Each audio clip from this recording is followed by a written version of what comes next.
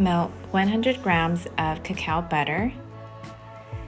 Add in 100 grams of cacao powder, 1 teaspoon of vanilla extract, half a teaspoon of salt, 2 tablespoons of maple syrup, and 15 grams of pumpkin seeds. Pour this batter onto your favorite mold and let it harden in your refrigerator for up to 2 hours.